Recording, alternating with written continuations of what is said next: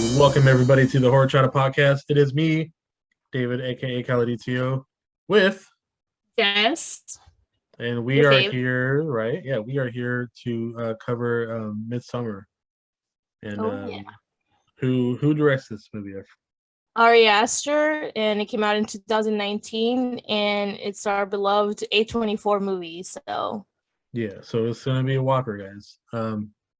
And there's there's a lot to talk about in this film, because even as you watch it like a second time, it's like there's so much to talk about, and there's like stuff I even missed, like rewatching it again. I'm like, oh yeah, like, or even like the conversations. I'm like, huh, like they kind of like, I don't know. There's just like some cool little things about each thing. So anyway, the movie's about the main character Danny, and so I'm just gonna give like a really fast like skate through plot line. It's just like Danny and her boyfriend go with the boyfriend's friends to Sweden to go check out this like festival that happens. What is it, every 9 years or something like that, or yeah, every 90 years. 90 years? Okay, The so festival itself is a 9-day event. yeah, so they do that every 90 years, and they get to witness what happens each day. Um, so that's like the very like obviously like skate through plot line. But we're gonna actually go try to go scene by scene and give you guys a little more depth to each and everything. So the movie starts off with Danny, the main character. She gets an email from her sister, and the sister is like kind of like, I'm done, and so are mom and dad, basically in a nutshell. I forgot exactly what it says, but she's like, we're tapping out, basically. And Danny gets worried. Well, it's So not an email, it's like a are you talking about the what the sister said? yeah. Oh, she says, "Dear Danny, I can't anymore. Everything's black. Mom and dad are coming too. Goodbye." So it's a very cryptic tweet or post. I don't know what social media they were using, but very Yeah. cryptic. It kind of looks like Facebook, but not, you know? It was like some weird It was a little. weird, yeah. They probably just designed that just because like they don't want to get sued Yeah, that or makes something like sense. that. Yeah. Yeah, Uh yeah, so I mean basically in a nutshell, it's like I'm gonna murder all of us, so bye. yeah. Bye. Oh, we have to add too that she's suffering from a mental illness, right? I think she has bipolar. So Who, Danny uh, or this? the sister has bipolar disorder. Well, Danny has something too because she takes medication early on in the film. I did see that. I didn't know what Danny had herself, but I Yeah. remember that. Probably depression. I'm assuming Yeah, depression, or at least. Maybe anxiety. anxiety. Yeah. Yeah, well, a combination of those probably stems from worrying about her sister so much, and not to like stigmatize people with bipolar disorder, obviously, but I'm sure that that's a lot to take on, and we don't know if maybe the sister is not on medication. Maybe that's why she's a little like a loose cannon right now, and has put Danny through the ringer and kind of traumatized Danny. Yeah. Oh, for sure. So Danny's freaking out. She's hesitant to call Christian because she's like, as we find out, she does contact Christian, and Christian's at the like pizza joint or something with his friends, Mark, Mhm. Josh, Pele, just the three, right? Yeah, Yeah, it's the friend group, the bros. yeah, the bros, and instantly they're all like, "Dude, is that Chris or is that Danny?" Like, and they're all kind of like, dude, like I know you're on the fence about this, but you should just like stop. And Christian's like, oh, I know, dude, but like I feel bad. Well, what if like I want her back and I can't get her back, and stuff like that. Yeah, I've been like that. I've been in that position where it's like I have tough. too. I've been on the Danny's position actually, the receiving end of that, so I can recognize it right away. It's Yeah, horrible. that sucks. Yeah. And so they're kind of discussing inside the pizza joint, and even Josh, like I didn't really notice this the first time I watched it, but even he was kind of like, dude, like it's like it's ruining your like academic like responsibilities like by like being distracted by her instead of going to school and like hmm really focusing. And I was like, I kind of felt like that was kind of a dickish thing too. Like I know he's coming from a different place like than Mark is, but hmm it's still kind of like he's kind of like, ah, dude, she's like wasting your time, basically. It's very selfish from both ends. Mark because he wants to get laid, and he wants, coincidentally, obviously, Christian to get laid too, but also Josh, right? He's just focusing on his senior thesis, and that's what his life is about. So he's kind Yeah. of projecting on Christian, like, you should Well, be and you focusing notice on that, it too. yeah, you notice that Christian also looks at the waitress and like kind of like even like looks at her He checks her backside. out. Let's just be Yeah, honest. He checks yeah. her out. And then Mark's like, you should be hitting that. You should be getting her pregnant. It's like, Yes, which is a foreshadowing, really, because right? I Chandler know. joins in. He adds, he's like, "Oh, you're gonna be impregnating women in Sweden anyways." So he basically says like the plot of the Yeah. movie. It's kind of insane. Like I the didn't even think movie, about that. it kind of reveals itself, and you don't really realize this until like the third watch. So, and this Yeah. is my fifth time watching. Isn't that So isn't that the same effect as what was that movie called? I think A24 did it as well. And like everybody talks about it all the time. Hereditary, Yeah, Hereditary. I love that movie. Isn't that the same kind of thing where it kind of like a lot of people say that like it kind of reveals itself after like a certain while? Yes, you have to Yeah, watch it. You notice different things in the background. It's just masterfully done. yeah. Yeah, Hereditary also he filmed We'll, by we'll do we'll Aster. do that one That's after my soon. favorite movie of the decade, and I think I don't know that should Modern hold a lot of classic. weight. Yeah, exactly. I think it is a modern classic. So we have Danny hanging up the phone, and then she calls her best friend. I guess I didn't catch her name, but she calls her best friend, and she's like, "I'm worried about my sister." And I try to call Christian, and like I feel like I'm bugging him. I feel like I'm like putting too much on him. What if he like leaves? Like I feel like I'm weighing too much on him, and I like think as a girlfriend perspective, you should never feel like you're burdening someone. I mean, come on, like if you have your issues going on, the person that you should be able to talk to is your partner, right? exactly, yep, exactly, And the fact that she feels like she can't, it just says more about Christian than it does about Danny herself. It shows that Christian has been checked out for months. Danny knows this, but she's in denial herself and she can't accept that he's checked out.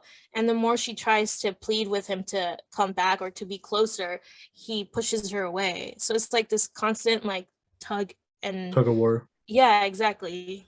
Which is So sad. in my own experience, like um, I have to deal with depression, like so I know that feeling of like pushing people away because you're being too like needy or like not needy but like you need help and like it's always hard because people get tired of you like talking about it. Mm, So you just after a while you just kind of stop talking about it and then that like you makes have to sense. and then you just deal with it yourself. So like I have really bad dark days and like I have nobody to talk to because I'm like, well, I don't want people to I push people away at some point. And it's like it sucks, but that's the reality of things. And so I totally get what she's talking about. I Um, didn't really consider that. I've been depressed before, but I deal more with anxiety. But I think both of those kind of usually go hand in hand, and it's they like can, this, yeah, right? They can. I'm not gonna say definitely, but most of the times you just want to isolate yourself. And I don't think she's trying to do this here, but I think in a way to like avoid him just getting mad, she like stops herself from feeling her true emotions just so she won't scare him off, because she's so scared again to be a burden to him. yeah. And she further isolates herself. It's like a consequence of it. Oh, and then remember like when she's like trying to get off the phone with him, she's like, "Hey, are you coming over tonight, or can you come over tonight?" He's like, "Oh, were we planning on it? Like it's a burden." I was like, Hmm. I was like, I don't know. Like when I have a partner, like I always want to spend time with my partner. Exactly. Like That's how it's it like should be. yeah, it's my favorite thing to do. So it's like Yeah. it's so You weird that should like never, yeah. And that's how I you don't know know. that something is toxic too, because you can see like, I mean, when you've been in a toxic relationship, because once you get into a healthy one, you can realize all the toxicity that happened before your healthy relationship. And so as an outsider or as a viewer, as a spectator watching this toxic relationship, you can see yourself like, wow, there's a lot of red flags that she's Hmm. just dodging left and right. And I don't even blame her for it, because at the same time she's probably still young, she's in college, Yeah, so she hasn't really experienced life like in its full potential. and Neither like have I. I'm in my late 20s, but I've experienced enough to at least know that.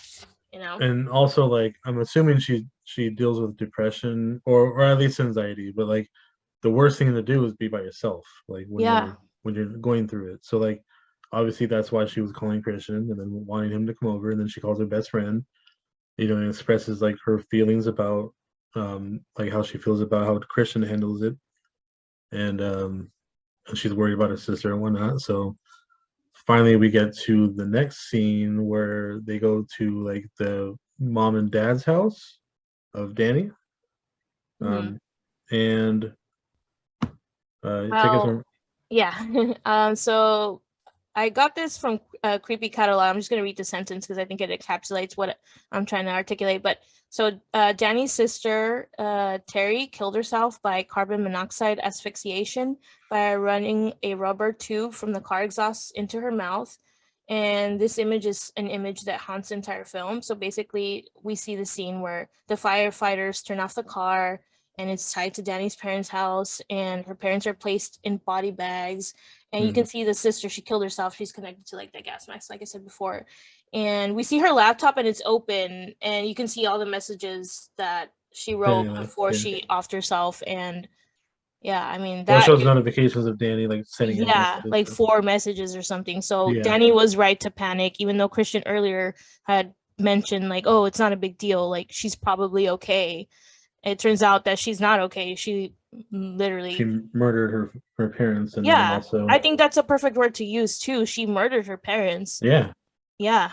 because I'm sure they were like relatively happy, like Mm-hmm. they're probably like, oh, we're tomorrow we're gonna watch TV, like it's gonna be cool, like Yes or and whatever, no. yeah. Yes and no, because I want to tie that into, hopefully I can get back to that Okay. point of her parents maybe not being happy and being burdened by the sister too. But Mm. I'll tie that into later on when we get to a scene that I really want to talk about. But yes, I Okay. know what you're talking about. So so the sister literally murders the parents and her, and then we get another phone call from Danny to Kristen, but this time she's like, you know, she's in distraught, like it's severely, like she's not panicking, she's like crying and full on like somebody just murdered her babies like in front of Yeah. her, you Yeah. know, kind of emotion. That's how I can kind of like express it in a way. Mm. So obviously, like her family is now dead, probably like her only like close family. Because I'm assuming she's not really close with the other family because she doesn't talk about anybody else.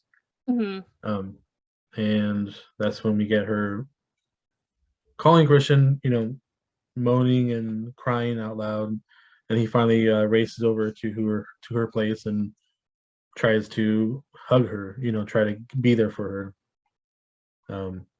And then I think we get credits, right? Or not credits, but like the Yeah, I think we intro get the finally. we get the title card. Yes, it's Yeah. like the title When card is letting us know that the movie. This is like the, I don't know. I can't use fancy terms. Is it like the prelogue? I don't know.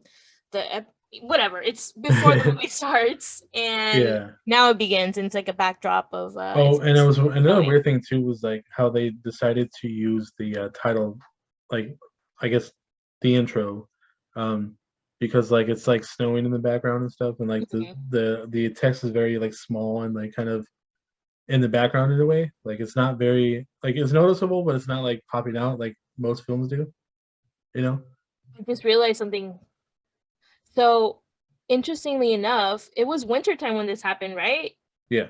And when we get to the Harga people, we realize that they go through life in stages, and the stages go by seasons. So I wonder if it being winter, um, Death. yeah, it goes along with it's winter and then they go into summer, when that's when they go visit the Harga people. Was it summer or And spring? I think it's spring, right? I forget which one, but Hmm. I just think it's interesting that the seasons change with the movie as we progress in the story. I didn't even think about that. I just kind of like, Yeah, I I didn't just either. thought about that right now because seasons are brought up later in the movie. So I don't Yeah, know. yeah. That's interesting.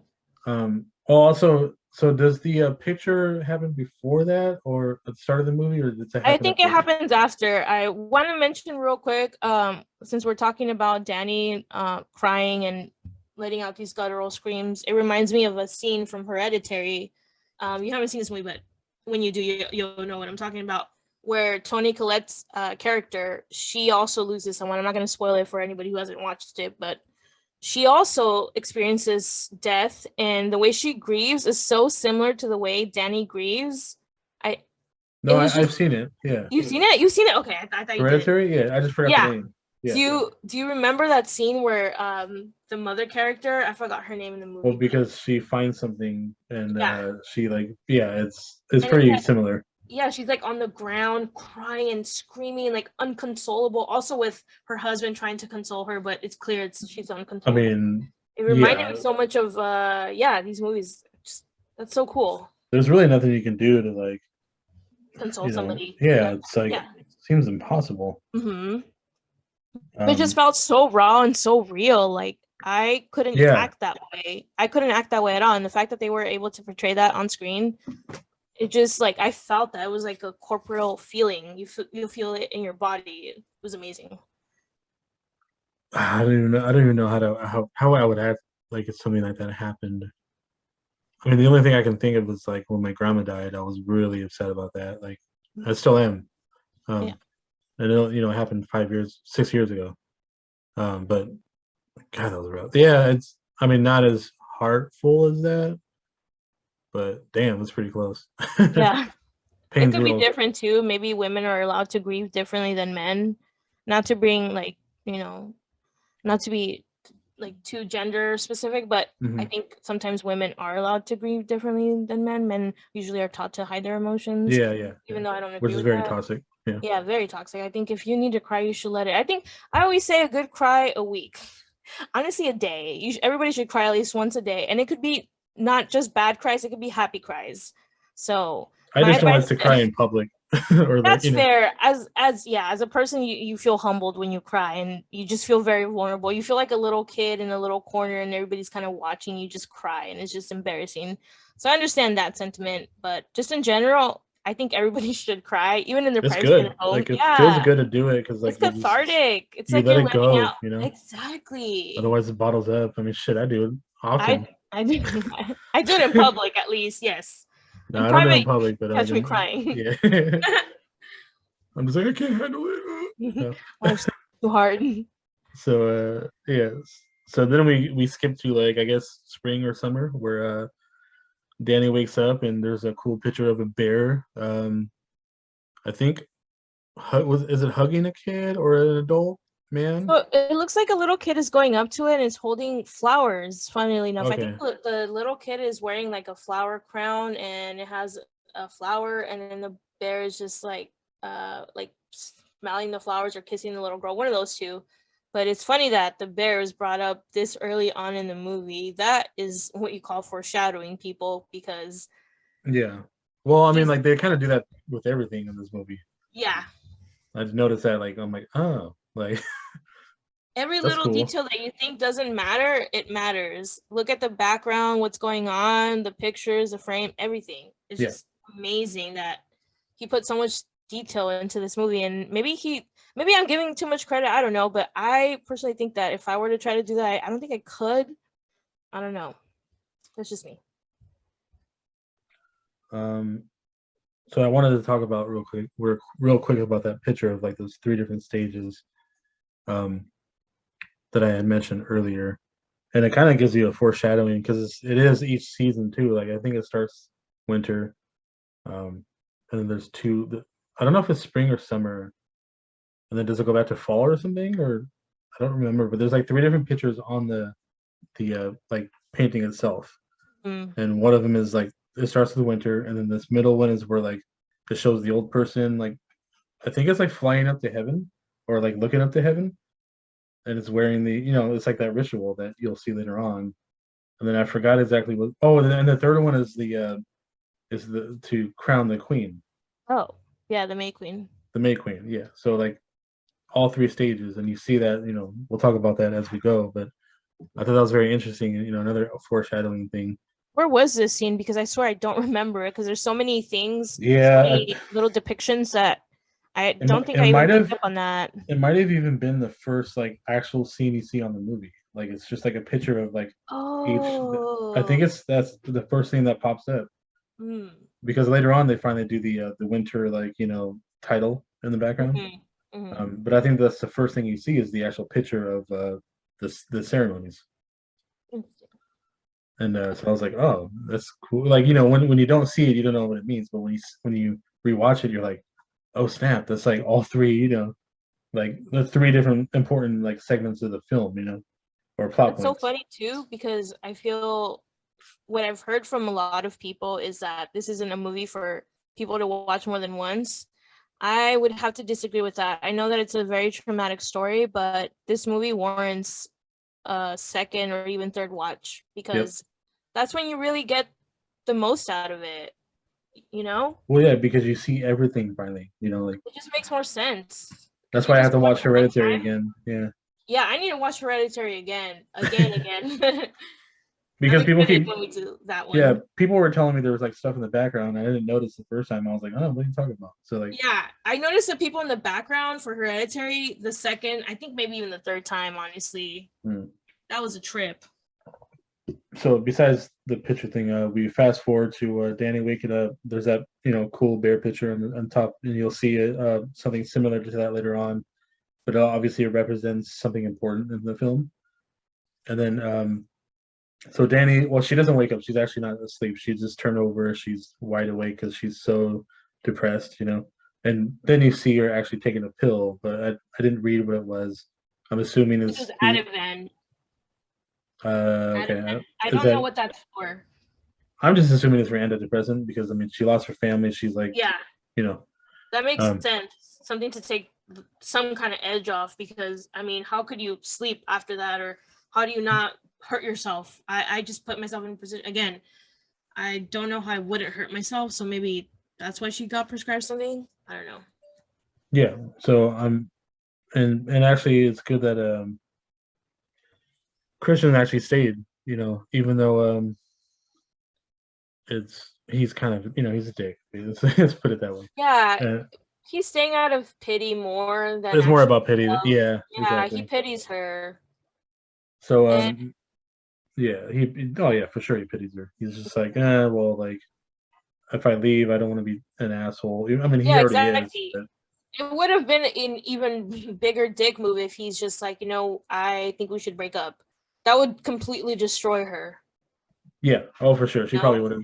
She probably would have killed herself. I mean, who He knows? could have avoided this. He could have avoided even being in the situation if he had broken up with her when he already felt that he wasn't into her anymore. So this is he's digging his own grave, you know? Yeah. Well, that's kind of a tough situation though, because it's like you're a dick no matter what, you know.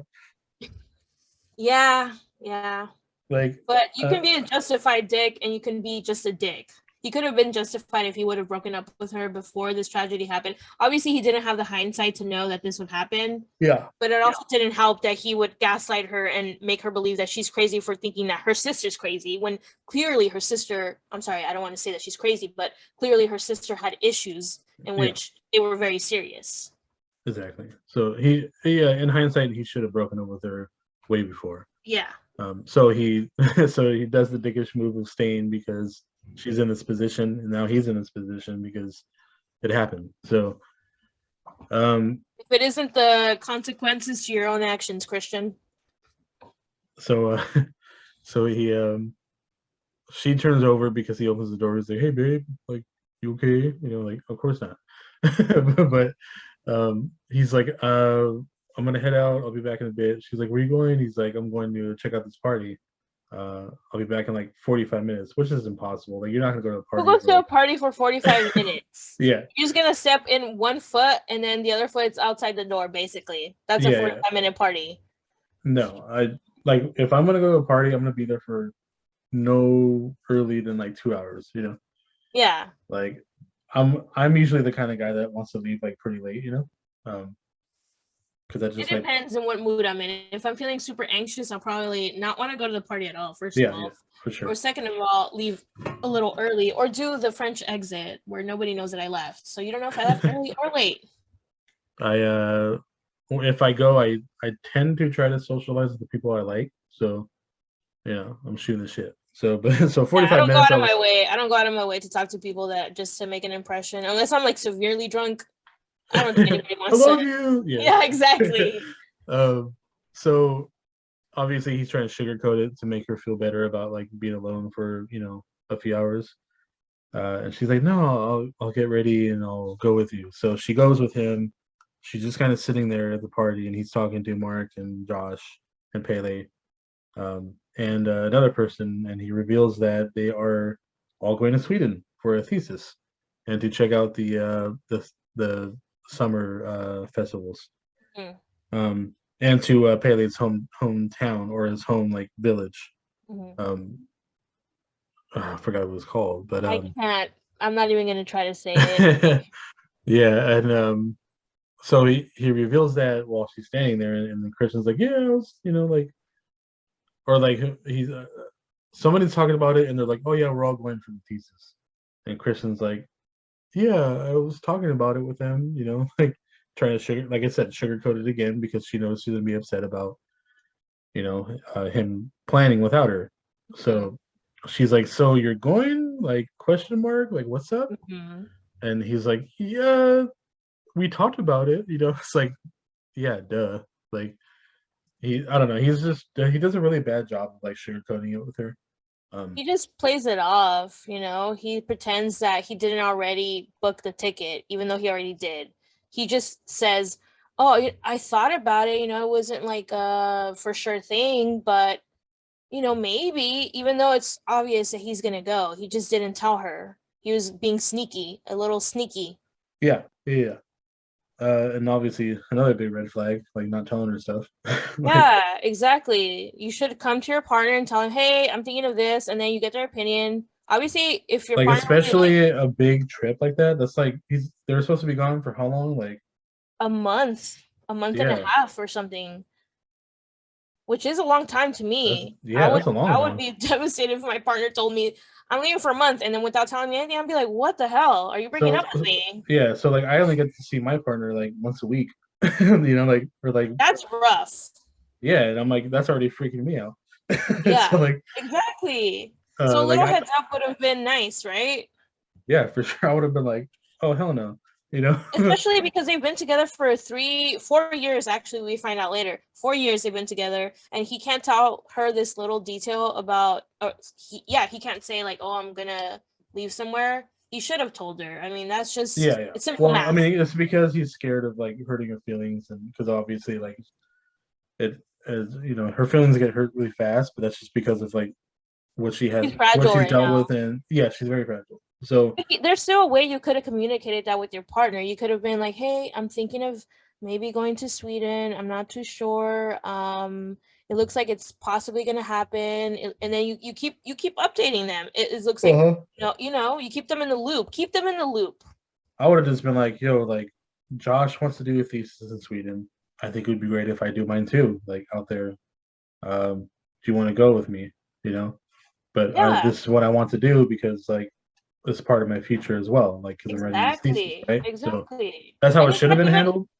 yes, But and instead, you he can't like, sorry. It's not no, even so much asking like his partner for permission. It's more just letting them know.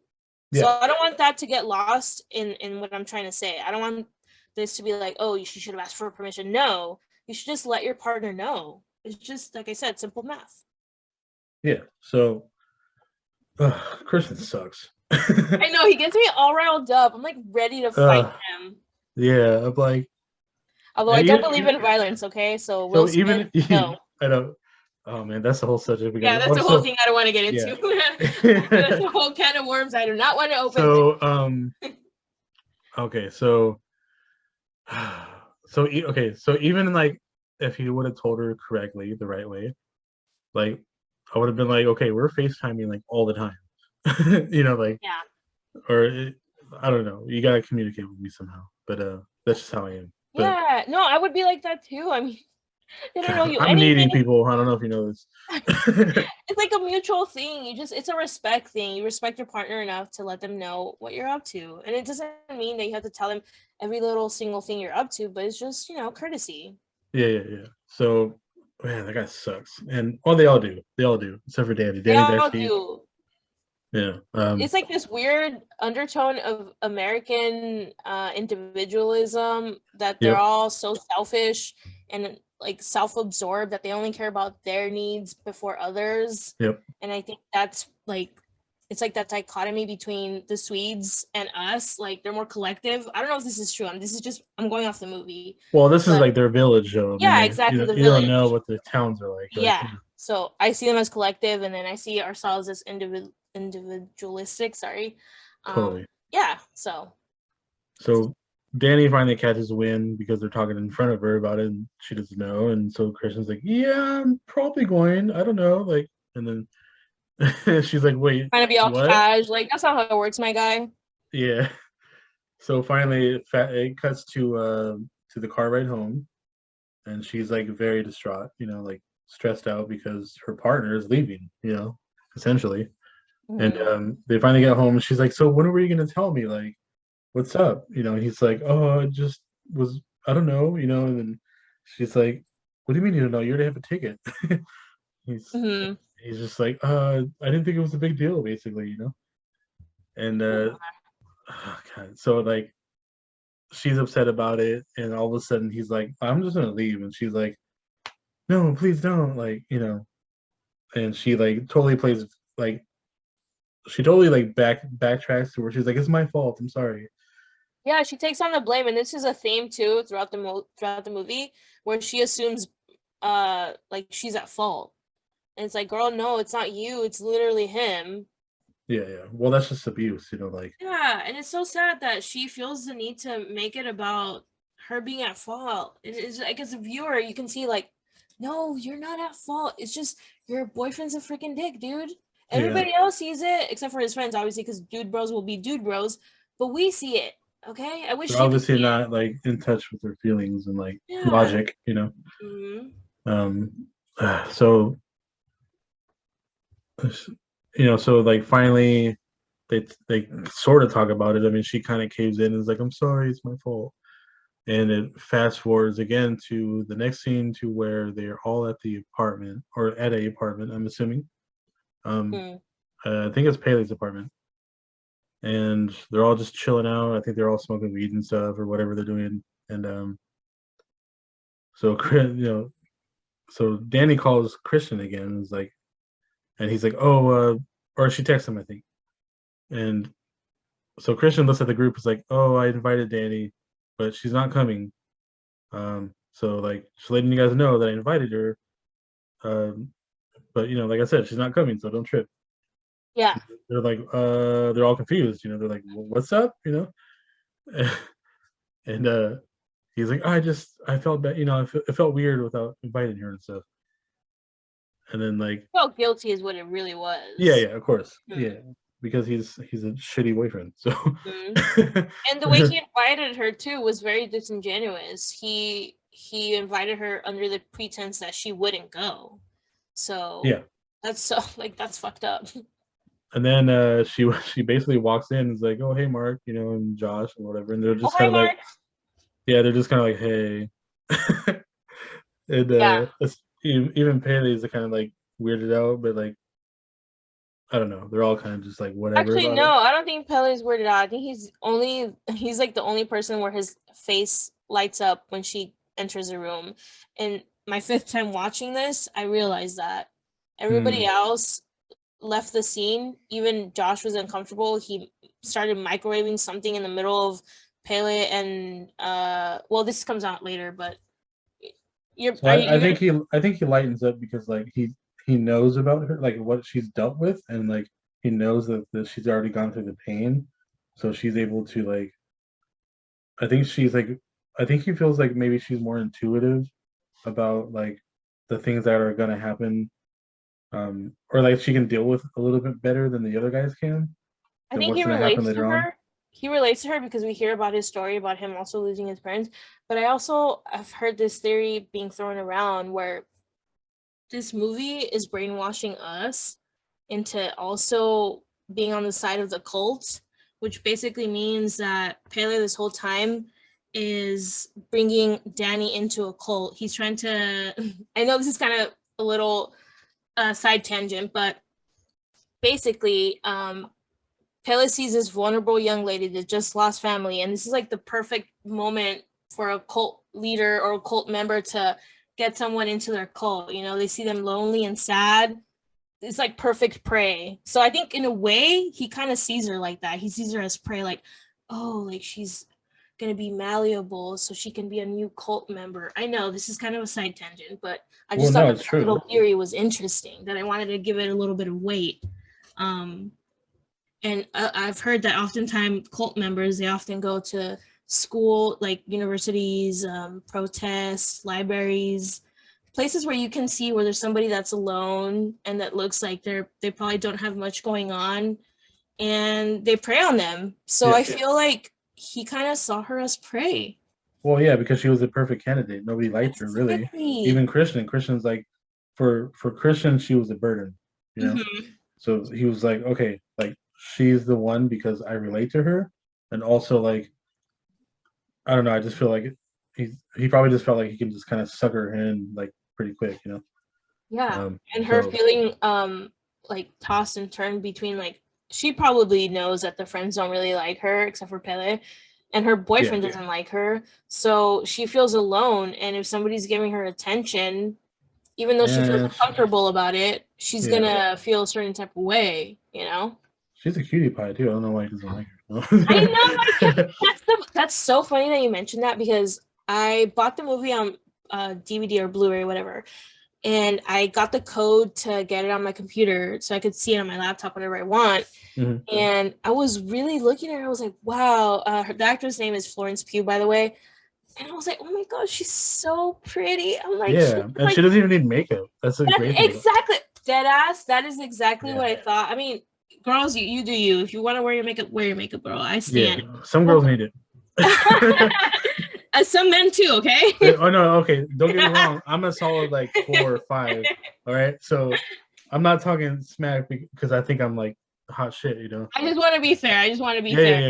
Yeah. But no, I did actually notice that too, because as a woman, I'm like aware of like makeup and how it can definitely make you look better. But when I saw her without makeup, I was like, she just has natural beauty. Beautiful. Yeah. Yes, I thought she was a natural beauty. Her features were just so unique, and like, I know she's a white woman, but I thought she was, nothing against white women. Again, I feel like I'm saying my words, but what are you trying to say, Jess? No, I'm not trying to be mean. No. But she just has like a different look. She doesn't look like a stereotypical like American, what you consider like a white beauty, right? I mean, she is, but she's not. I don't know. I think her features were a little bit different. Yeah. Where you could kind of, I don't know, speculate like even her ethnicity, but not that matters, guys. I just assumed she was like a Southern Belle kind of girl, you know?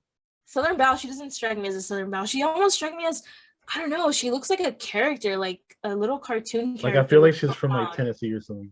No, I disagree. I think she looks like something out of like a comic book. Her face doesn't look real to me at all. And that's how beautiful I think she is. Okay, but enough thirsting over Florence Pugh, because I could go on about that forever. Man, I'm gonna keep thirsting. I don't care. No. If she watches this, hey girl. No. Yeah, Florence Pugh, I would love to meet you one day. But not in a creepy way. Not in a creepy way. I promise. I have to see what's funny? Little side, since we're on side tangents. For Halloween, she actually dressed up as a May Queen. Sick. I forgot what year it was. Probably 2020. I just think that's, or maybe it was 2019. I forgot when the movie came out, but it was so nice seeing her. Like, self-aware queen, love that. So, yeah. That's right. I can't find any information on her. I wanted to know. That's so funny. We went on a whole side tangent about Florence Pugh. Oh, she's from England. Have no regrets. She's from, oh yeah, she has an accent. I forgot. So yeah, she's even hotter for anybody who wants to look her up. And she sings too, because I looked this up. Okay, I saw the video. She's a total package. She's the total package. Yes. So it's like, come on, Christian, you're fumbling like the bag. Sign. No. Yes. That Christian, man. Dropped the ball. Fumbled the bag. Yeah, you fumbled. So Pele tries to kind of wiggle his way in, and he's like, you know, she reveals it's her birthday as soon as they land, or soon after they land, and he kind of opens up to her as it turns out, Christian invites her, and she is going. She says it to the group, and Mark's like, "Hey man, like, can you like look at this paper for me?" To Christian. So they go and talk into the bedroom. Obviously, Mark doesn't like Danny at all. So And then Josh even gets kind of weirded out for a second, and he like starts to like re-warm his coffee and stuff. That was so awkward too. That it Yeah, just showed you that scene where he's just using the microwave in the middle of a conversation that's happening between two people. I don't know if it's whose house it is. Maybe it is his house since he's so comfortable using the microwave like that. Or maybe they're roommates. That makes more sense. College yeah, probably students. roommates. Yeah, Yeah, probably roommates. So he feels comfortable enough to do that. But it's just so awkward. Like it's palpable. yeah. So like obviously Paley's the only one that's like interested in her, like as far as having a conversation. So Mhm. and then he like reveals to her like, oh, like we're going to my village, a little bit of small talk, and he's like, just want to let you know that I know what it's like. I lost my parents, and so she starts to have a panic attack Immediately. immediately, Immediately, yep.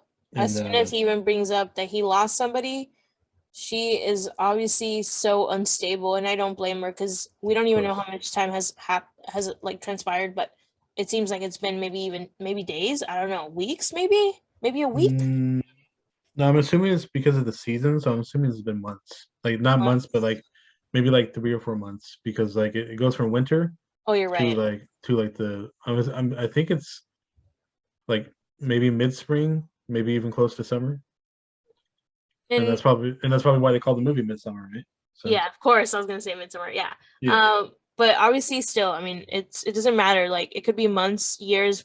People grieve differently, and to me, it seems like she hasn't even grieved properly. So it's still yeah, super fresh for her to even hear any talk of family, and that's like a specific word that's used throughout the movie that triggers her specifically, family. So yeah. So she gets triggered.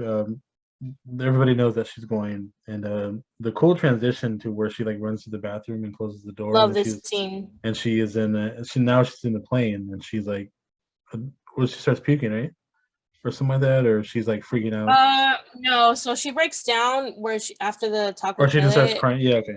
Yeah, she walks away, and the next scene is her walking into the plane, into the restroom plane actually, and she's having the same breakdown, similar to the one she had before. Yeah, Um, it's just a really good transition. yeah. Definitely, I love that transition. that was great. And so they finally land in Sweden.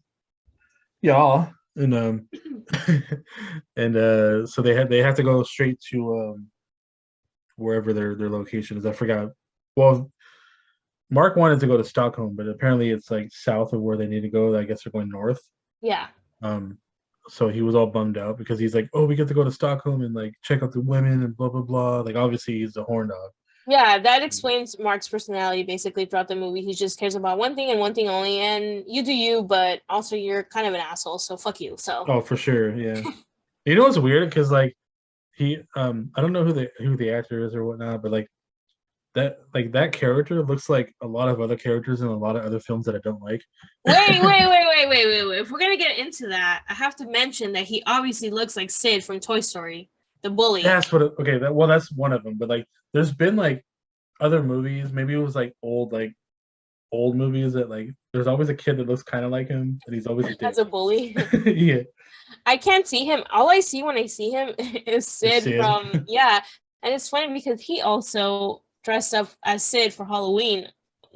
One of these Halloweens, I don't remember which year, but Oh, that's I'm so like, funny. this guy is self-aware. It's that eyebrow. I swear, he has that raised left or right eyebrow, and it just all I see is Sid. He just needs braces, and we've got our Freckles. He's got Sid the freckles, right? and So, freckles. Yeah, he's got freckles.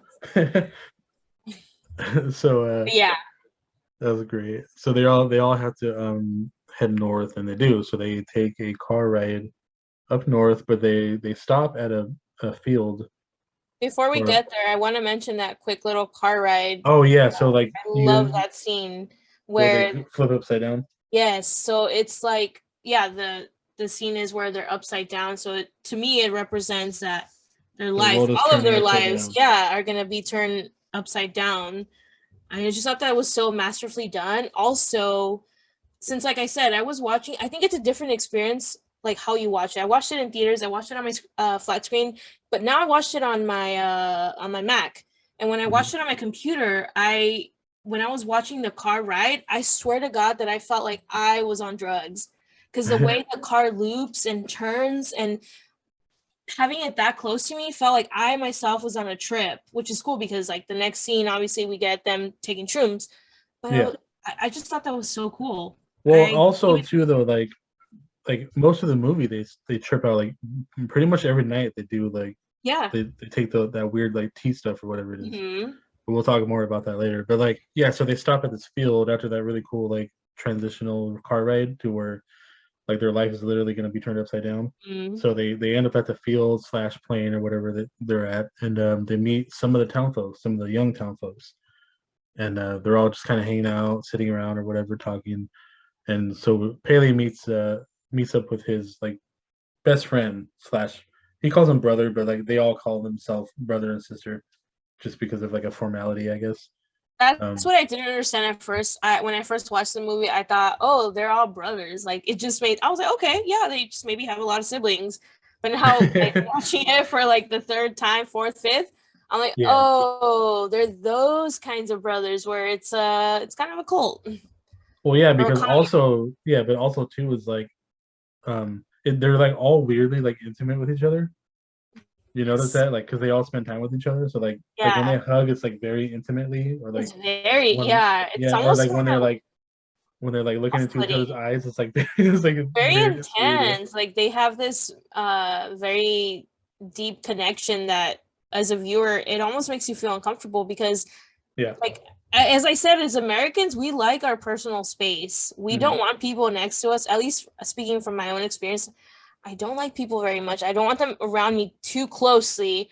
But I feel like I hear these funny stories of people going to like Italy or Europe, anywhere, and the people really get up on your business. Like that's not a big thing to them. That's just like their day to day. And I'm like, ew, get away from me. Dude, I had a customer today from he was like from Italy, you can tell, and he was like all up on my face, like That's so anecdotal. That's perfect because yeah, yeah, and I that's was like, holy exactly shit. not to stereotype obviously, but yeah, like they're very comfortable with being like close, and I'm just like, no, I don't. See, I That's only do that, like I only do like weird stuff like that, like okay, it's not weird, it's just like cultural stuff, you know.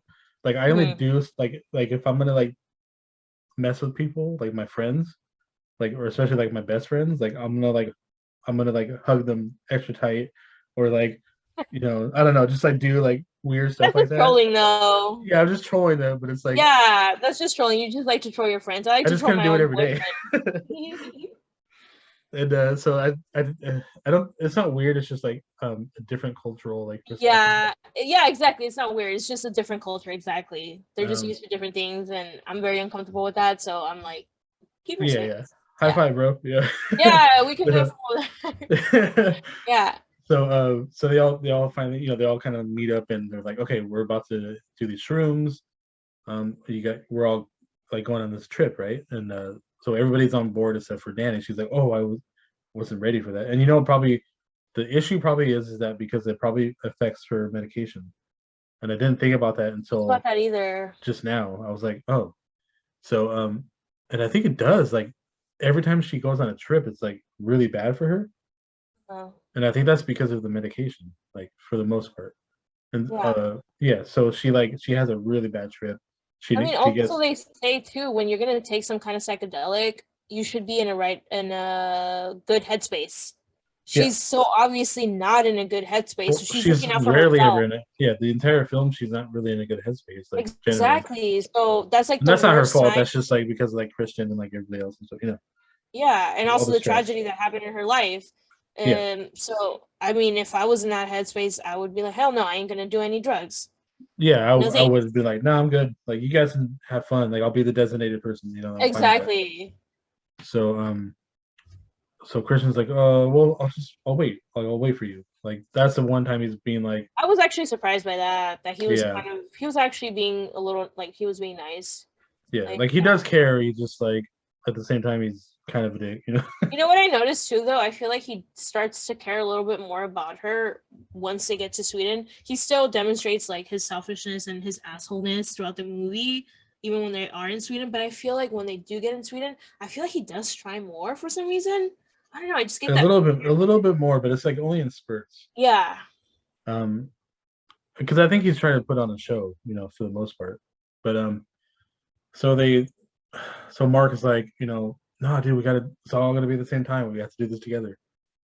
Of course, because Mark's just an actual dick. Like the entire film, he's just I don't. Oh, God, that guy sucks. So Danny's finally like, okay, like it's cool. Like I understand. I'll do it. Like no worries. Like I got this. Let's have fun. You know. Yeah. And then so Paley's like, look, I have like this like tea instead of you don't have to eat it.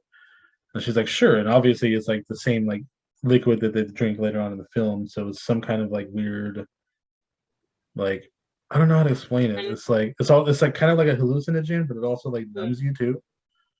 Um, it was definitely different than whatever the hell they were taking. You know what I think too? hmm, I think because I remember when Christian gets fed this tea later on in the movie, the one of the women says that this tea is allows you to be open to influences and it diffuses your defensivenesses. I can't something like that. Where it just like lowers your inhibitions is what I'm hmm. trying to say. And I think that maybe that was given to her, but also she did kind of trip out, so I don't know. She did for sure. Because remember, she looked down on her hand and like the grass was like growing through her hand. Yeah. Because remember, Paley was like, "Oh, look, we're like one with the earth. Like, you know, you can hear the trees and all this stuff. Like, You know you can, what's interesting too about her seeing the grass growing out of her skin? Because we only see that with her. I noticed this. And I was thinking maybe she was actually starting to feel more rooted again. hmm, Maybe she was starting, possible. yeah, like more rooted into herself, into her new self without even knowing it. Well, yeah, because she was pretty calm, right, at first. Yeah. Like she was breathing. She was like she felt like she kind of like let herself go in a sense to where she's like, I don't have to stress anymore. Hmm. You know, like I feel fine. But why? So somebody is walking along. Mark starts to freak out. Well, he's the first one that starts panicking a little bit. Um, Funnily enough, right? Because he was like the one to, the one that really hey wanted to guys, do it. let's do drugs. And then Yeah. immediately starts freaking out. I want So, everybody to lay down. Can you guys lay down? Hurry up. You yeah, know. he was And freaking out. God, what And a then when douche. someone's passing, oh, there's a new person passing by. I don't like new people.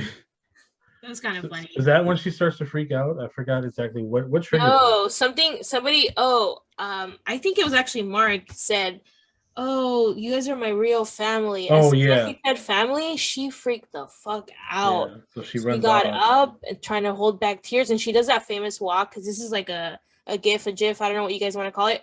But she starts walking like full of tears and rushing into the outhouse.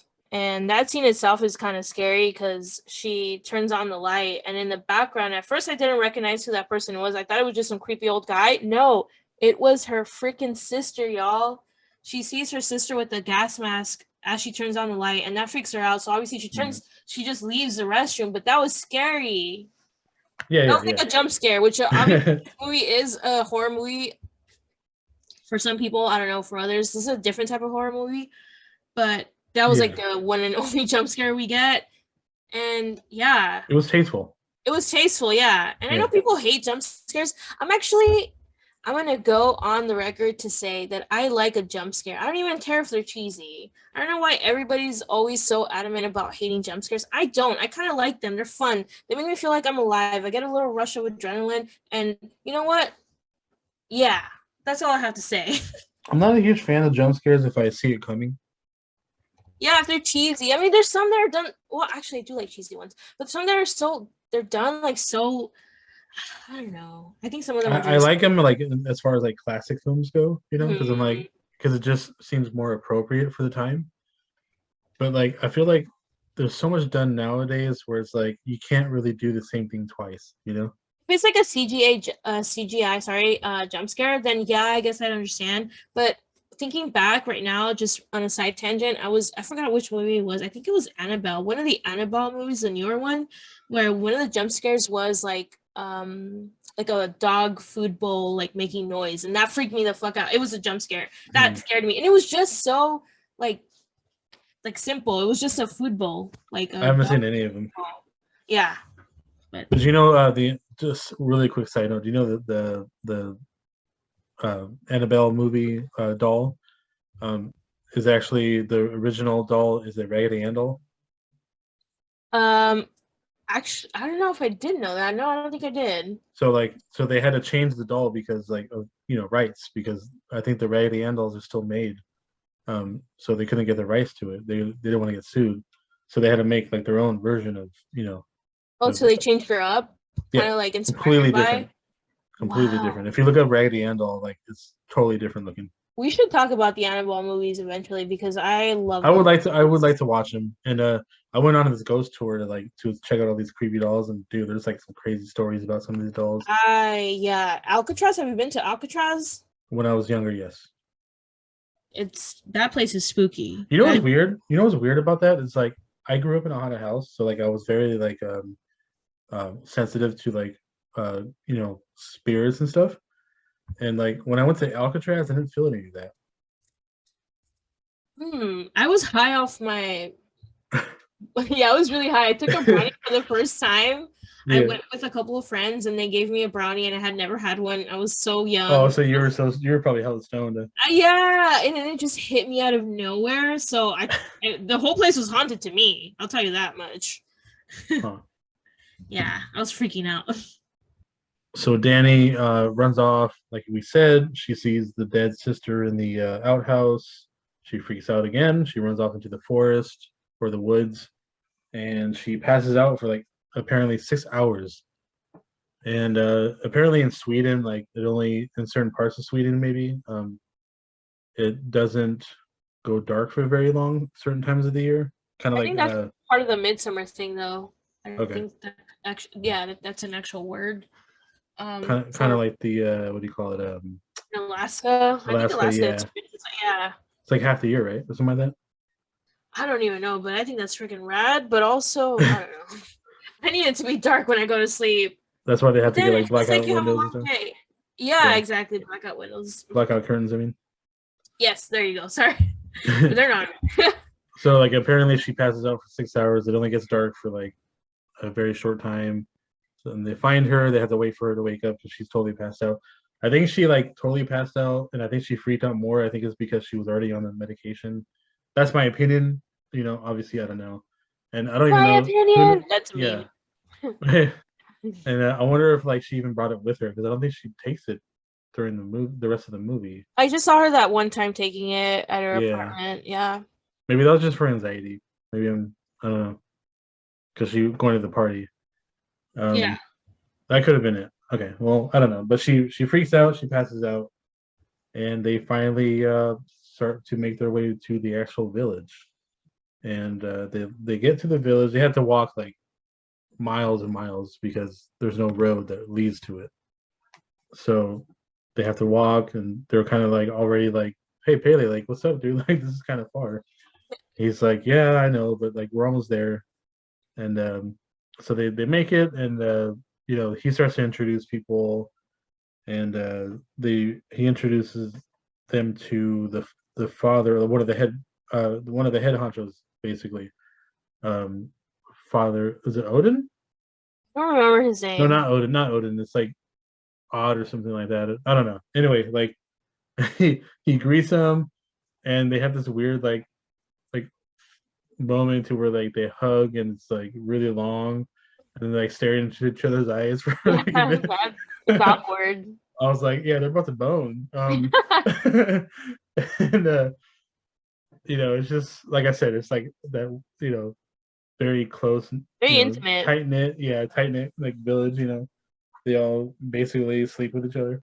I mean, Well, there's but some inbred in what is yeah, it called yeah, inbreeding going on, inbreeding, yeah. so it wouldn't Well, surprise me. which is he's supposed to be like the what do you call those like he's supposed to tell the story, right? Every time he does like a book, it's supposed to be like a story of the next or I forgot what his thing is, but anyway, It's like like an official title, but right now I cannot remember. yeah.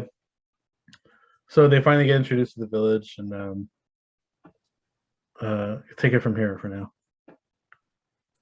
They get introduced to the village, and I think that's the scene where Pele takes everybody on a tour. Or actually, is this where they meet Simon and what was that girl's name? Oh yeah, the people from England, right? Or something like London. that. Yeah, London, I yeah, remember London specifically. They meet that couple actually, yeah.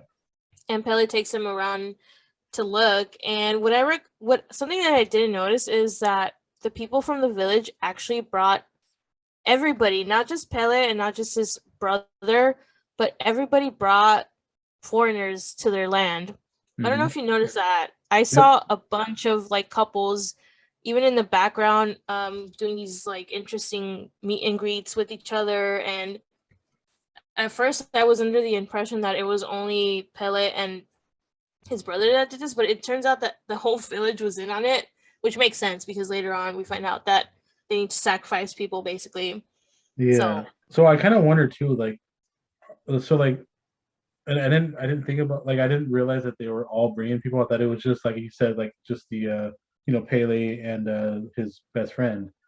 mhm. So I wonder like, and because I didn't look for like details of the first time I watched it, and I didn't get to finish watching it the second run. But like, I wonder if they like were killing the other people because they didn't like meet the standards of like what they wanted them to be, you know? Oh yeah, So because we don't even see those people anywhere throughout the movie anymore. yeah, I, so I wonder I if they were wondered that eating. I too. wonder if they were eating them after, I guess Oh, for like each day. You know what I mean? Like because they have a huge feast. All the I wondered townspeople. that too. So like I They're making wonder. those meat tarts. I was like, are Yeah, they yeah. eating those old people? I feel like they are. I think they're just eating all the foreigners. Yeah, that's what I was thinking that too, that they're actually just eating people. They're cannibals. Well, I'm not because they sure, do. but Later on we see that we actually witness it. And mhm. so anyway, so like they what happens next? The um tour. so basically we start learning that Josh's purpose is to write a thesis, and he starts trying to talk to people, the villagers, trying to get in their good graces to ask them about their traditions and everything. And I think he even makes like this weird comment to one of the head honchos, and he makes him the guy doesn't even acknowledge the comment. I forgot what it is. I think he's comparing I think Josh is comparing the Harga to another like village. Yeah, and the father gets really like he kind of like shrugs it off, but at the same time you kind of like see that it bothers him for a It second. yeah, it makes him like uncomfortable or something. He just For doesn't. sure. Yeah, And that's probably because of his like, they're like, oh, how dare you compare us to, yeah. this other You don't know civilization? us. Yeah, you Yeah, trying to fight, bro? exactly. You're about to get Chris Rock, dude. There we go. Chris, Bringing it back. Yeah. bringing it back full circle. Okay, Um, so that was a funny little thing because yeah, I like how it came back full circle though. That makes chef's kiss. So I think the scene that I want to talk about is where we see the English couple, and there's these kids playing around, dancing, and Simon actually asks like, "Oh, like what game? Like what game are they playing?" And Pele answers, "Oh, it's called Skin the Fool." mm, And early on in the film, like this is basically a foreshadowing to what's to come for Simon, because he's basically going to be the fool that gets skinned, and that towards the end we see that, and yeah, that scene is just, oh my god. I mean, you see his like whole back, like you yeah, need to watch it. Yeah, it's brutal, it's it but is pretty brutal, it's and cool like how like there's all a lot. that stuff's pretty like foreshadowed though, like Yeah, it like tells you what it is before even showing you, and ugh, it makes me uncomfies. seeing We see also it's learn, here. yeah, we also learned that it's Danny's birthday, right? Mm-hmm. And So she slips up, or no, so Paley remembers that, he's the and one to remember. he's the Yeah. one that remembers, and he draws a picture of her, right? Yep. Yeah, and so he gives it to her, and she's like really flattered about it. She's like, "Oh, thank you," and she reveals that Christian forgot, and she's like, It's "Oh, obvious. yeah, I forgot to tell him." Like, I mean, come bro, on. yeah, if you're with somebody for like over a year, you should know their birthday. And then it's 4 years for them. Yeah, like how do you forget your partner's birthday, dude? Like, I get it if it's like you're like 50 years in, you know, like Fine, right? You get a that's pass. more, yeah, because like you've been through, like you're getting old too, like Yeah, you start forgetting stuff. That's normal. yeah. I mean, come on, dude, like put that shit on a calendar, bro, or something. I don't know, like I don't know. It was Your just phone as a reminder. It's that easy nowadays. I know, right? Like there's no Facebook excuse. tells you like yeah, you get No should have been excuse. a no brainer for him. So He has like this intense conversation with her, and he starts telling her, this is where he actually says like, oh, my parents actually died in a fire, and that's like I relate to you. And he like something throughout the movie that I noticed that he does, that he really looks at her intensely in her eyes, and it's something that Christian fails to do throughout the entire film. It's always like him kind of dismissing her, being just dismissive in general. But Pele like looks through her soul. Like again, this is like a motif like for the actually movie. sees her. Yeah. Yeah, he sees her, he looks at her, and he makes her feel like she's the only person to exist in this world. Like Well, he's no, it's the illusion that the cult wants you to do, yeah. that to be acknowledged and seen, right? Because the Mhm. rest of the world doesn't see you, but they do. Yeah. And it So makes sense because throughout yeah. this whole time she felt like she's been Well, unseen by she is his the friend outcast. Yeah. partner. Yeah, she's the outcast. And he's making her feel like part of whatever is going on with him. And he says this famous line like, do you feel held by him, or do you feel held? And I thought that like the way that that was worded was just so beautiful, because like when I think of like a partner that you love, you do feel held by them, even if they're anywhere, if they're not even near you. You just feel like they love you, Yeah. like you feel their Yeah. warmth from across the sea. It doesn't matter. But Danny is like sorry, Christian is a complete opposite. He's like this cold, Very cold. yeah, very Even cold. when he's holding her, when like she finds out that the parents died, he's like, it's almost like he's like he doesn't know how to hold her. You know? Yeah, You notice exactly. that? Like she's like slouched over on his lap, and he's like kind Mhm. of like barely putting his hands over her, like, but he's not really like hugging her. You know? She's like damaged goods, and he doesn't know how to Yeah. like, hold Like, it. nah, dude, you need to like grab her and like squeeze Cry her. with her. Yeah, like you need to feel that shit, bro, because that's not cool. Yeah, I don't know. I'm just that's maybe I'm funny too though, a little because now that you too in touch on my feelings, but oh, that's a good thing. That is a very good thing. I kind of think of too. It's juxtaposed between one of the scenes later on where we see Danny crying. I'm not going to get into that scene in particular, but where she's crying and all the women come to her aid and start crying with her. That's kind of yeah, what I mean. Christian didn't have to start crying with her, but he could have at least, been there. Like yeah, I mean, like and like I don't not know, just been just there didn't not just been there, but just like mentally, held being not her more. I don't know. He was just you could just tell he's very older. cold. And Yeah, then there's nothing he he just could didn't have want to be said, there. but it's just the body language says a lot about someone, you Yeah, know. because like some people like want to be like held in a way to where they feel secure, not just You want like to feel like a baby. Basically, you want to feel yeah, like a baby, because that's when exactly. you're most vulnerable, and that's when you feel like you're the most loved. Like Yeah, you're you're being cradled. held. You're just like yeah, Yeah, you feel exactly. secure and you feel safe, and And he that's something definitely that doesn't offer that. Christian, yeah, he never provided that for her. It's something that she was definitely needing, and Pele right now at this in this scene, like he's offering that, even if it makes her uncomfortable, because she even says like, "Oh, like Christian could walk in at any moment," like, and they're not doing anything like No, nefarious. Like all they're doing is just sitting, and he has like his hand on her hand, like on her like leg. Like there's nothing like really that bad. I mean, it is kind of overstepping the yeah, boundaries. yeah, I would have been like if I would have walked in, I'm like, hey, bro, get your fucking It hand looks off like her. something. Yeah, Yeah, yeah, no, exactly. I'm territorial. I don't give a shit. Yeah, Like, no, me too. If I saw my man putting his hands on another woman's leg, I'd be like, it's over. yeah, we're about to But fight, bro. yeah, or I'm gonna cause a scene. Yeah.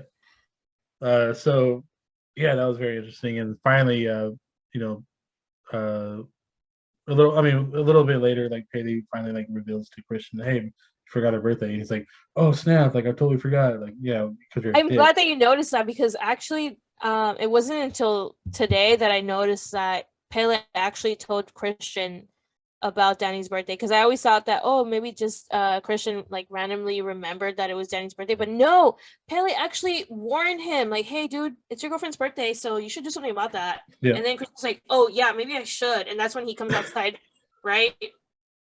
Oh gee, probably a good idea. Yeah, and Oh, it's that like guy this half-assed sucks. attempt. He comes out with this little piece of cake. They Like I can't said, and then he can't light it, remember? yes, I want to talk about this because he gets this little piece of cake and he puts a candle on it. He keeps trying to light it up, but it's so obvious that he can't light it. It's like an allegory for their relationship, that Mm-hmm.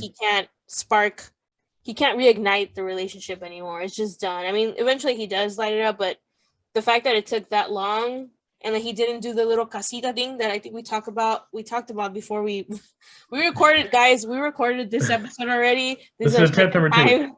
This is part 2, but we talked about this in the first one. It never came out, but hopefully this one comes out. I talked about casita, which is, I think a lot of you may know or may not know, but it's when you put your hands over the flame or over the lighter to be able to provide block the wind. Yeah, exactly, to block the wind. And I mean, Christian, you could have done that. You could have used your hand or one hand, whatever. You know where the or do like the classic butthole kind of thing, you know? Oh, never mind. I don't know what that is. I just kidding. Yeah. But no, he didn't do any of those methods, so it was hard for him to turn on to reignite the relationship. Is what it presented to me. Well, that's exactly what it means. I just didn't piece that together until you told me. I'm like, oh, that makes sense. Yeah. Well, just that little detail, just that little instance, like it shows a lot. Well, I mean, their relationship, the entire film has been damaged. It's on the rocks. Start. Yeah, so I mean, you know, and then there's that too. It's like, well, he forgot her birthday. Oh, I can't believe, dude, 4 years. Come on. Yeah, 4 years. You don't. That's not something you should be forgetting, my guy. Yeah, you just lost cool points, bro. Yeah. We don't stand. I unstand Christian. I mean, I never stand him, but now I definitely unstand. So they're all kind of trying to get situated in the giant farmhouse, basically, and they all sleep in there together. So there's actually different age groups. I forgot what the age groups are, but like the kids all sleep in one like other side of the village, maybe not other side, but another building. The teenagers up to young adults sleep in like the giant like farmhouse or whatever it is, and then the elders sleep in another part also, a little more upscale like housing. And then we also but when they first walk in, there's that giant mural on all of the walls. Like even the ceiling too, and it's like it's basically telling you everything. Yeah, the entire plot point of the entire film basically is like on those like pictures. And if you like really paused it and you like looked at every single one of them, it would be a representation of like events happening as the movie goes. So to go back on the age thing, I think I forgot the specific ages, but I think I remember one was like something through 18th. And then it was like 18 through 36, and then 36 to 54, and then it gets up to 72. And Danny, because Pele is explaining this to the group, and he's obviously explaining it to the viewer too. And Danny she asks, like, "Oh, what happens after 72?" And then he makes this like sign where he cuts his neck out, like he was like, "Ooh, like that's it," like. You know, well, he says the name too. He says like some kind of phrase. Oh, he does. He does say what it is. Yeah, but and Josh viewer, knows what it is. Yeah, Josh just knows what it is. But as a viewer, you don't know like what's going on. Just like everyone in the scene doesn't know what's going on except for Josh, and we don't know. So what happens after 72? He's literally telling you right there, like you die. Like, after 72, you're done. Yeah, you're gonna become a meat pie. Yeah, because everybody. Yes. Everybody laughs when Pele does that little like hand gesture, like of cutting the neck, and everybody thinks it's a joke. And as a viewer, you think it's a joke too, like oh haha, like oh 72, like but later on you find out like oh no, they're serious. Like after 72, you're done with, and that's the end of your life. And they have their justifications for that too. Like it's like where we got into like a heated, not you and I, but just in general, like anybody can get into a heated debate after a certain age. Are you still a valuable member to society? Is that too much of an existential question to ask? Maybe, but like, where do you stand on that? You know, I thought it was interesting that like Josh knew what it was, but he didn't want to tell the group. You know, like that was such a dick move. Yeah, I know. Well, he's a scholar, and he was like, he wanted to see it. Really, is what he wanted to do. It's like he's hoarding knowledge. I don't like that. Yeah, I mean that's why he's kind of a dick though. Like, and no, but in a way that represents like institutions, how they hoard knowledge. You have to pay a penny to freaking learn what that knowledge is, and you can only access it if you have the funds or if you're poor enough, like myself, to be able to afford college. And I think too though, like if he would have told them though, like they would have probably all tried to take off, and he's there for the paper. Yeah. so like he can't spoil it because like he's being selfish and he's like, I this has to happen so I can write about it, you know. True. And then so if I scare them, if I tell them what's going on, it's not going to happen, and I don't get my thesis.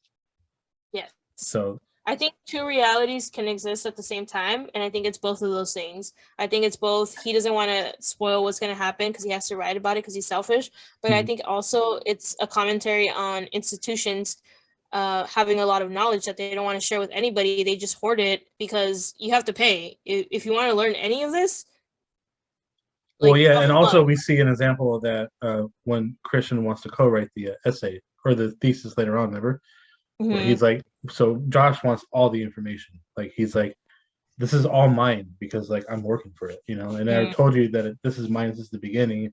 Now you're coming in and you're invading my personal space, and that's not cool. And that's kind of the same thing with like it's the same thing you're talking about government institutionalism, whatever.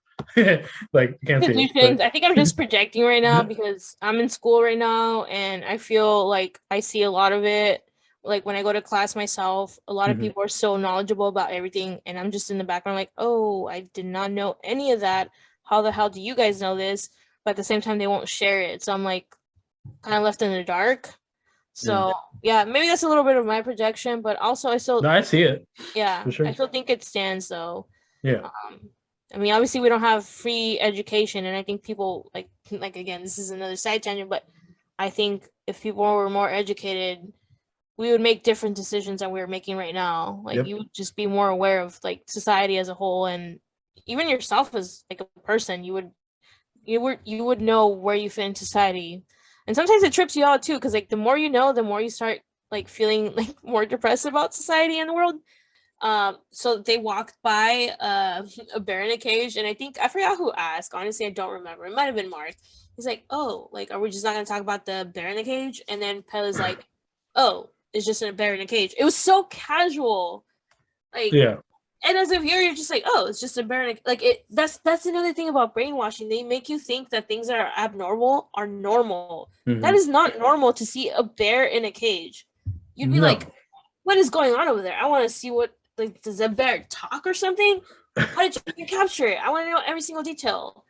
So Was he like throwing up the wrong gang signs and that's why you caged him up? I mean, like, what's up? Like, yeah, like what's going on? yeah. And That was super weird and like very nonchalant. Like, it's like, okay. And then we see why like the bear is there later on, but we'll reveal that as we go. so they have like this dinner scene, right, where everybody has to participate in having a dinner, and the way it's set up, it almost looks like an X, and it's in front of that yellow temple, the famous Midsommar yellow temple. It's beautiful too. Like whoever did that, the set designer, props to you because that is it's a work of art, honestly. Yeah. But we see at the end of the table is this old guy and this old woman. Presumably they're 72, Hmm. and everybody takes everybody has to do what they do. So first they're standing and they chant and they say, I don't know what they're saying, to be honest. And I think Ari Aster does this on purpose. They want to keep you out of loop because they want they want you to be as confused as the characters are in this movie, basically. Yeah. So we're both confused. And finally they sit down, and then everybody else in like synchronicity, like they sit down, Hmm. and then they start eating, and then everybody picks up their forks and they start eating. um I think this is a scene where does somebody flirt with Mark or something? Is that what happens? I think that happens later on. So like we kind of skipped one thing too. As they got into the town, the redhead chick, Oh yeah, she's prepping for something. And we find out what it is later on, but she totally starts to flirt with Christian right away. yeah. She's Like got she eyes runs, for him. yeah. So she runs by him, she kicks him, and she's like, "Wink, wink, what's up? Yeah, How you doing?" give him Yeah, that look. yeah. She's like, just to let you know, it matches the carpet. Yeah. Oh Jesus Christ. And Yes, yeah. So the redhead. the redhead chick, yeah, and he instantly is already, he's like showing, Yeah, and he's like, I'm into that. yeah, I'm kind of um, tired of this Danny and thing, so I think they kind of play on that too. Like I think during that dinner scene where she kind of like looks at him and he looks at her, I'm pretty sure that happens, or at least it's like there's like that like moments in the film where like they kind of tease that throughout the film, Yeah, you know, where they like just give each other yeah, looks, kind yeah, of innocent almost, like, little but winks here and also there. Yeah, not innocent at all, as we learn. she's laying out a bunch of like thirst traps, and Yeah, he's that's their version of thirst trap. Just looks. They just she's like, give we each ain't got no other TikTok, but here you go. Here's a thirst trap. Wink. very intense. Yeah, exactly. Just very intense eye contact. I mean, that's that's awkward for me. Yeah. Makes me uncomfortable. So after their meal, they all gather under a giant mountain where the elder couple is walking towards the top. Mm-hmm. And I have to give a trigger warning because this scene is like really messed up. Yeah, it's bad. um at first I don't really know what's going on. All I see is an audience. And you were right about Mark not being a witness to what's gonna happen. I didn't catch that at all the first Mhm. time. I think he said he's gonna go take a nap, I but think so too. Simon. But I think it's because like there was other people like leading him out or something, or like there were like he like got distracted somehow. I think because everybody else was there except for Mark, right? Yeah, because Simon and his girl were there, and so were Danny and Josh Yeah, and Christian. and Christian, obviously. Yeah. Um, So anyway, Mark for some reason goes off, maybe to take a nap or maybe to like check out the girls and stuff. I yeah, think he was probably. more interested in the girls. Yeah, I'm pretty sure that's what it was. And so they all go to witness like this part of the ceremony. yeah, it's part of the ceremony. You're right. Yeah, we see like the older gentleman and lady go up to like top of the cliff or the The mountain. giant cliff, too, guys. It's not just like a little baby cliff. It's a No, tall it's one. yeah. I'm talking I about wonder like how many feet that skyscraper is. tall. I don't know. I can't math. At least 100 feet. I mean, Yeah, had to have been because like yeah, that was really up there. enough for somebody to die is what Yeah, we're trying to say. yeah. So they did this weird thing that they go up there and they cut their hands and they rub their handprints on these rocks, like these runes, like basically. And Hmm. they kind of talk about that earlier on. They were like, oh, like they're making like runes and like and stuff for like ceremonies or whatever, or like they're making all these things. And I guess that's part of it was they were making well, maybe not for that particular one, but they were designing like because remember how like when they look at the rocks they're all like designed and stuff with like Yeah, paintings and stuff. they So had like they their own language. I forgot what it was called, yeah, I don't but know, I yeah. don't know, Swedish. I don't know. That's my my pea brain trying That, to. So anyway, a so lot to take in. they rub their blood on the rocks and they're like and that's when like Christian and Danny are like what the fuck like what's up and then we see them like kind of like look up to the sky and kind of like as like a nod to the gods, And first we have the woman fall, right? The girl falls first, It's right? actually the woman, but I want to focus on Danny's breathing right now. Oh, she starts to like panic, right? Yeah, she's like heavy breathing. Like she's like what you call like if you guys have experienced anxiety or panic attacks, this is basically that same feeling where you're breathing, where you're fighting to catch your breath. She's you can tell she's sensing something is about to go down. Yeah. And the first person to jump off the cliff is the older woman, and she lands on this bedrock. She dies instantly. Mm-hmm. Thankfully, she dies instantly. It seems to me that they placed that big rock, or maybe that location where they jump off to their death on purpose, because they can hit the rock. I did just like a slapping sound because I feel like it adds to the effect. But yeah, she died instantly, and Yeah. it's Well, also because she falls face first. she does fall face first, and that scene itself is so gory because like the way it's like slow motion, they Yeah. slow it down for us so you can see every little detail. Her face gets like it lifts and like it's like a piece of skin just like flailing in the wind. Her like face is literally crushed in. Yeah, it's like open, it's all I open, love like the effect on it bloody. though, like because like it didn't look like it was CGI. It looked real to me, like a It looked real to practical me. effect. Yeah, which Yeah, I loved about that because me like too. there's too much CGI in today's films, and like Yes. because I think a lot of times it takes away from like the scene itself, you know. Mm. But From the then art, also, yeah, exactly. Like I don't know. I'm way more of a practical effect guy, I and I am know too. it's harder to do because like there's more things that can happen. But CGI, they did it in the 70s. Why can't we bring it back? I mean, come yeah, on. but there was so many issues like with like Yeah. certain mechanics. You know, there's a lot of things that like they had to deal with back then. And the way I think it was actually more cost efficient and stuff in most ways. Um, but yeah, so her face is totally smashed in. She's dead, straight up dead. And then we get the male, the old man. He's got to do the same thing. But I think like I think for the ceremony, like it's done different for the guys and girls. Like I think he went feet first because they had to kill him after that for some reason. I disagree with that. I think he was supposed to. Oh, I don't. I think Well, this is where a before. disagreement. We had a Okay. disagreement here, and Yeah, yeah, I'm yeah. actually happy about that.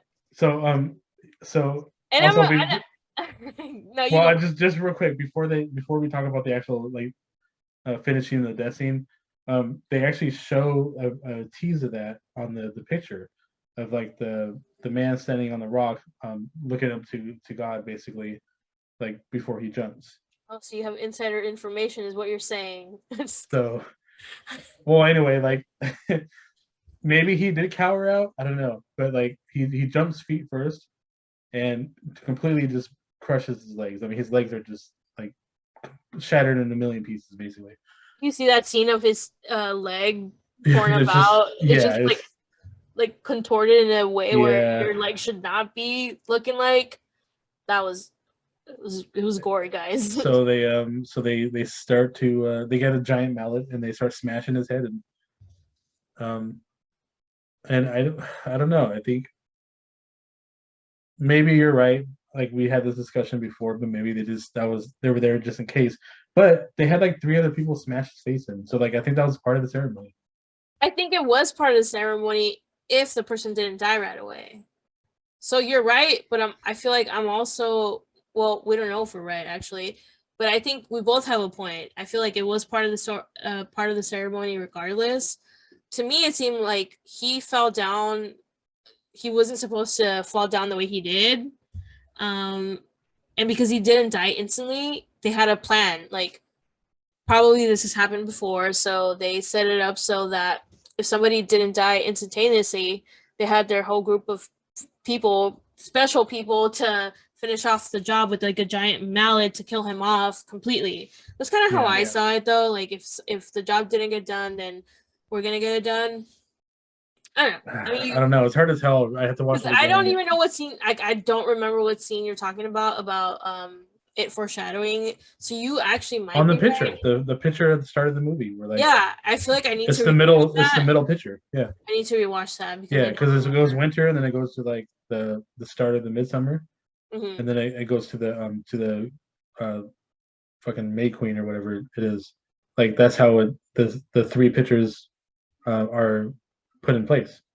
The boys got receipts, is what I'm hearing. The what? I say you've got receipts. Oh, so It's yeah, kind of so funny talking to somebody who's a little bit older because I feel like I take on a lot of millennial Gen Z humor, and I feel like sometimes you don't pick up on it. yeah, I know. Yeah. I think it's so funny that you don't pick up on it, but Okay, I do so it. when I I do hear it for our receipts, audience. I do it for yeah, our no, audience. good, it's great. I'm totally fine with that. Like when I hear receipts, I think like I'm a wrestling fan. So when you say they got the receipt they deserved, that means like during a match, like you get like slapped in the face or punched like actually punched because you did something stupid. Oh, So like I served them a receipt is because like I gave them back what they deserved, is what basically a receipt means. and But receipts. so I'm not My a yeah, I'm a no, millennial. Like technically I'm a millennial, but like the Gen Z lingo was like a little different. I feel like I yeah, I understand a lot of the Gen Z humor, and I'm like, I'm not on the border technically, but I just like I'm on the internet way too much, and I understand like, Gen Z humor way too much, and I think it's so funny. I'm out of So to touch. me, receipts means like, yeah, I don't know. Receipts means just like you came with like the facts, like the details. You have like Okay. the facts to like back it up. Yeah. The receipts, like literally the receipts. So that's so funny. So they witness this. Everybody's free. I mean, the village, like, they're upset about it, but only because like it happened, but they're obviously okay with it. They're more, and then they become kind of happy that like their spirits are, going to God or whatever their thing is. And but Christian, Danny, Simon, and I want to say Kate or something like that. I don't know. Whatever her name is, I don't know her name. they are freaking the fuck. Josh is shocked, but he knew that it was happening. Um, Mm. but everybody else is like, dude, we need to get out of here now, pronto, like, And so Josh is kind of like, yeah. So like, what happens tomorrow? Kind of. Yeah. I mean, he didn't say that, but like, he's kind of like, well, I guess I was right, kind of thing. And and then so Pele's trying to like, comfort them. He's like it's okay, they're okay. Like this is what's supposed to happen. And also the one of the elders too, like one of the obviously she's like only like in her 50s, I think, maybe Mm. even late 40s, but like she's like it's okay, like it's fine. This is what's supposed to happen. Blah blah blah. It's their circle of life. It's normal to them. Yeah. So they kind of like walk. So after that scene, they walk back to the village, to the main part of the village, and I think Kristen tells Mark, and I love how Mark's response is like, "Oh, like I missed the cool shit." I don't even remember that part, but that Yeah, sounds like he mentions Mark. it, and Mark's like, "What? I missed it?" Like, yeah, He would have been traumatized too. In a way, I wish he would have seen it, but maybe that was done on purpose. I don't know. yeah. I wasn't really that surprised, and like Mark being like, "What? Like, I wanted to see that." Yeah, But like honestly, like Mark's that kind of guy that like he like talks a lot of shit, but he's such a pussy. I agree. Like, well, I probably shouldn't be using those terms, but like, No. But I get what you're saying. I mean, like he's like he acts tough, but he's really not. Yeah, exactly. It's like that insecurity that they have to act tough in order The to hide Chihuahua, the fact that the they're little. Chihuahua Yeah, barking, yeah, exactly. Yes, Chihuahua exactly. complex.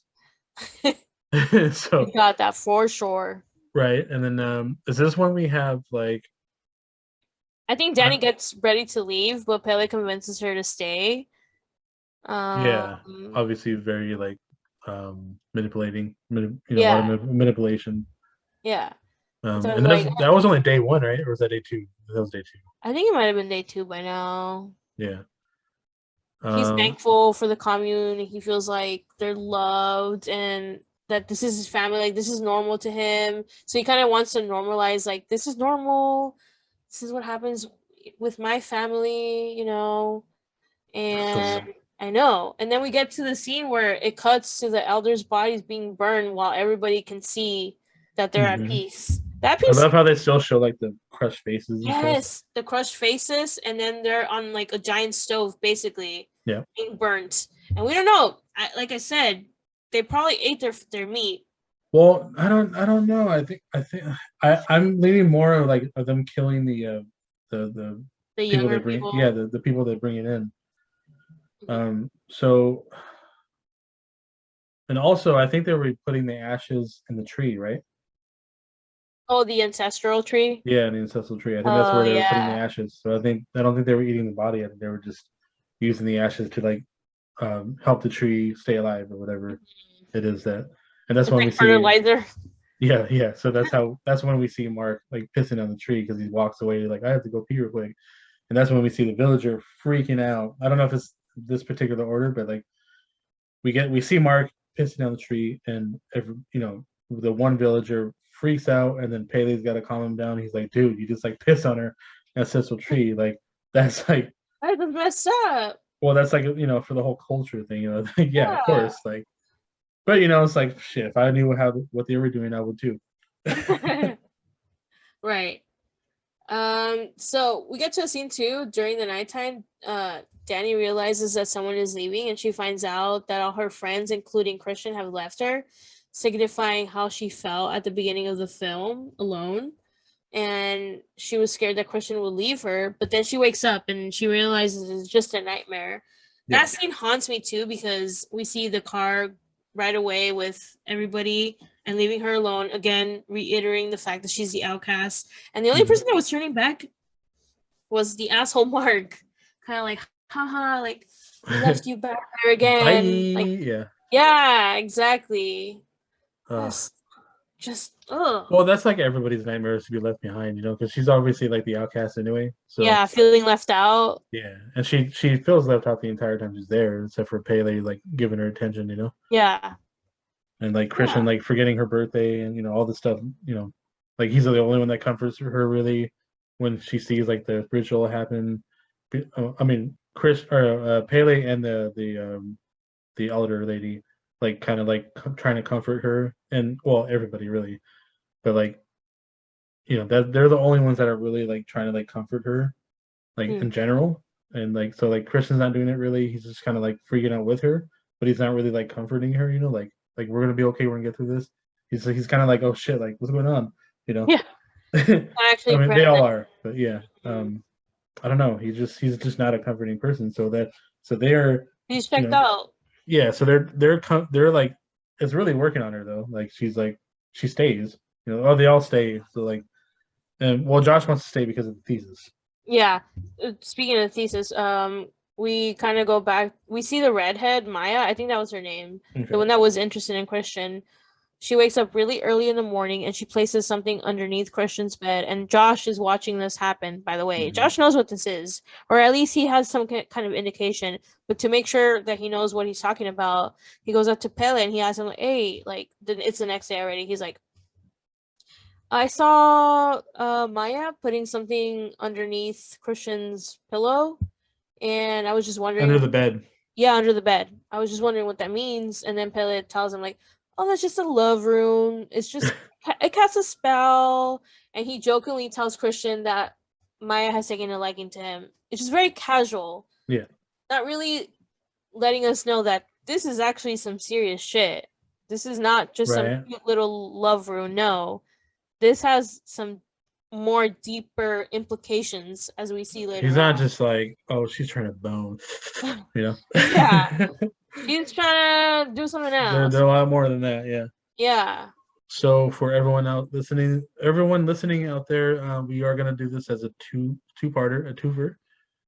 This is a long movie. There's a lot to talk about. Obviously, we just started scraping the surface, so hopefully we can kind of maybe not speed through, but we'll get through the rest of it in the following week. So until then, we're gonna plug in some of our socials, and you can contact us or whatever it is you follow us. Please, give us some insights, some suggestions, some questions, whatever you feel like. Just go ahead and plug in your stuff.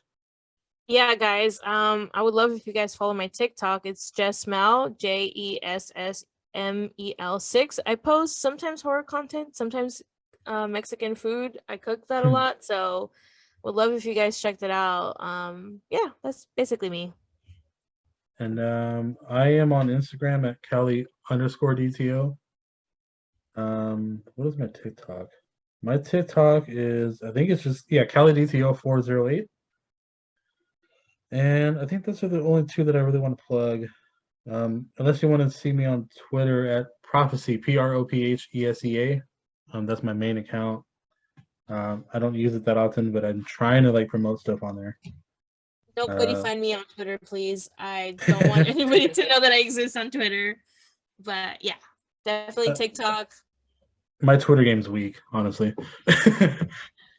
It's all good. Anyway, we'll see you guys next week, and we'll do part 2 of this, and then we'll reveal what the following week will be It'll for be the worth next it. one.